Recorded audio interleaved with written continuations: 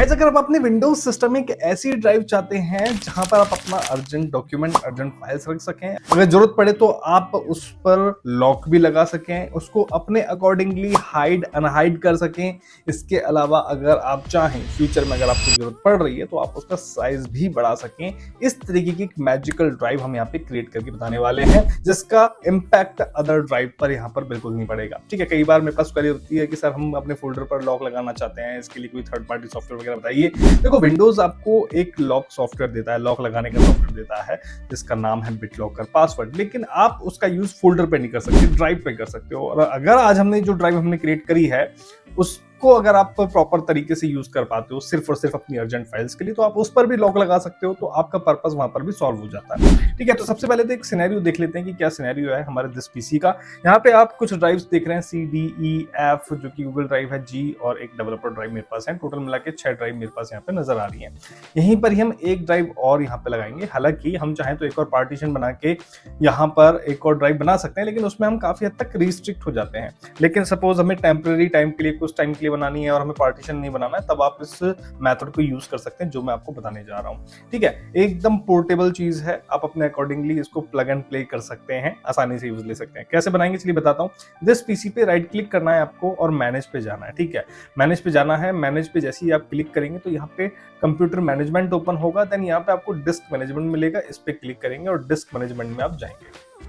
ठीक है जी, disc management में जाने के बाद सबसे पहले तो मैं इसको फुल स्क्रीन कर लेता हूं और थोड़ी देर ये लोड होगा। आपकी जितनी भी ड्राइव्स हैं एंड वॉल्यूम्स हैं उनको कॉन्फ़िगर करके और फिर आपको यहाँ पे शो करेगा। तो यहाँ पे आप देख सकते हो मेरे पास आउटपुट यहाँ पे आ गया है। आउटपुट में आप देख सकते हो यहाँ पर मेरे पास 2 डिस्क दिखा रहा है, डिस्क 0, डिस्क 1।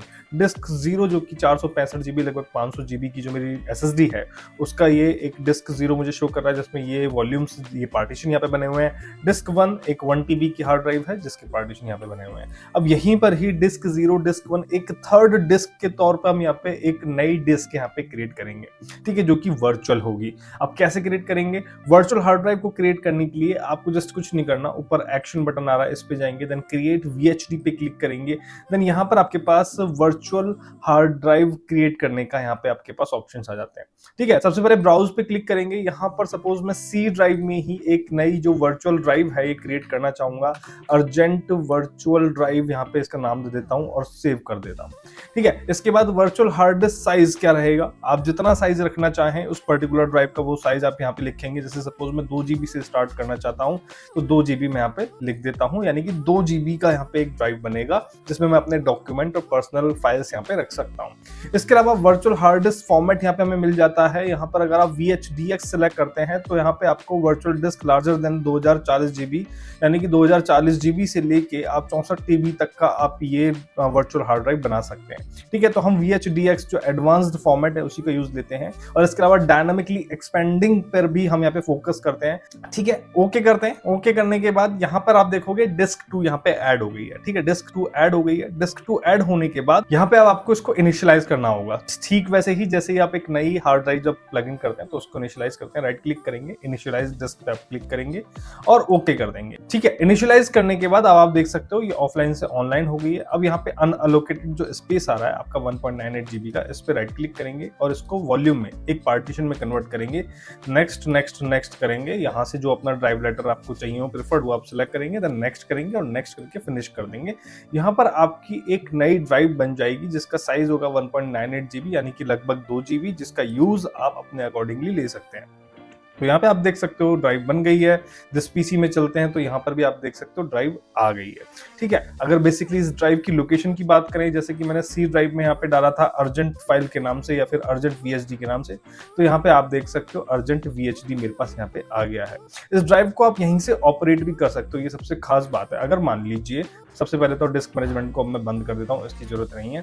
अगर मान लीजिए दिस पीसी में गए और यहाँ पर अभी मेरे को फिलहाल इस ड्राइव की जरूरत नहीं है, राइट क्लिक करूंगा और इजेक्ट कर दूंगा। इजेक्ट कर दूंगा, गायब हो गई यहाँ से। मुझे इस ड्राइव को वापस से लाना है, सी ड्राइव में चलेंगे और अपनी जो अर्जेंट VHD वाली फाइल थी इस पर डबल क्लिक करेंगे तो बस डायरेक्ट आप वापस से अपनी न्यू वॉल्यूम में आ गई, ऑटोमेटिकली यहाँ पे आ जाती है, आप देख सकते हो। तो इसका आप यूज सिंपल नॉर्मल ड्राइव की तरह ले सकते हो जैसे आप अदर ड्राइव का यूज लेते हैं। अब बात करते हैं कि अगर आपको इसको पासवर्ड प्रोटेक्टेड बनाना हो तो राइट राइट क्लिक करेंगे, देन यहाँ पे टर्न ऑन बिट लॉकर आता है, जस्ट इस पे बिट लॉकर लगाएंगे, use a password to unlock drive.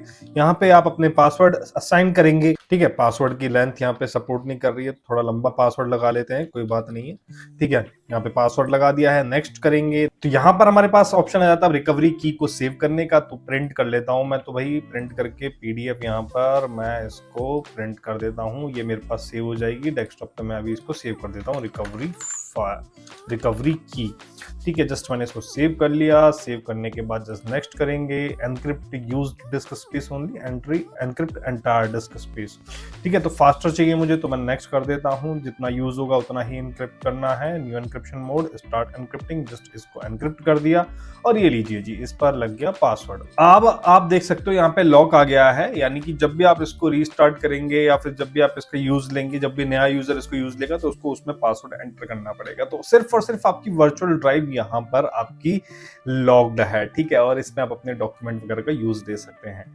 इस वर्चुअल हार्ड ड्राइव का यूज आप कई तरीकों से ले सकते हैं, जैसे कि आप अपनी अर्जेंट फाइल्स का यूज लेने के लिए ले रहे हैं। इसके अलावा आप इसमें एक new fresh operating system install करने के लिए भी इसका यूज दे सकते हैं।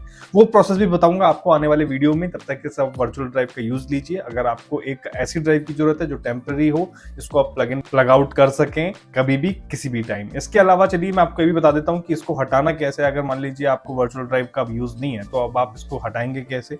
वापस से डिस्क मैनेजमेंट में जाएंगे, मैं यहाँ पे डिस्क मैनेजमेंट में जाता हूँ। जाने के बाद यहाँ पे डिस्क मैनेजमेंट में आ गए हम यहाँ पे। ठीक है, यहाँ पर हमारे पास डिस्क मैनेजमेंट में ये हमारी डिस्क आ रही है। राइट क्लिक करेंगे, डिटैच्ड वीएसडी कर देंगे। ठीक है, सबसे पहले तो आपको उसको डिटैच करना है। यहाँ से डिटैच करने के बाद यहाँ पर अब आप आ जाएंगे अपनी सी ड्राइव में, जहाँ पर आपकी ये वर्चुअल हार्ड ड्राइव थी, और इसको आप शिफ्ट प्लस डिलीट कर सकते हैं और कंटिन्यू कर देंगे। तो जो भी आपने टेम्पररी हार्ड ड्राइव बनाई थी वो परमानेंटली यहाँ से रिमूव हो गई है। तो इस तरीके से आप इस टेम्पररी ड्राइव को बना सकते हैं, जिसका नाम है वर्चुअल हार्ड ड्राइव। यूज कीजिए और इंटरेस्टिंग वीडियोस के चैनल को फॉलो करना ना भूलें। Thank you so much.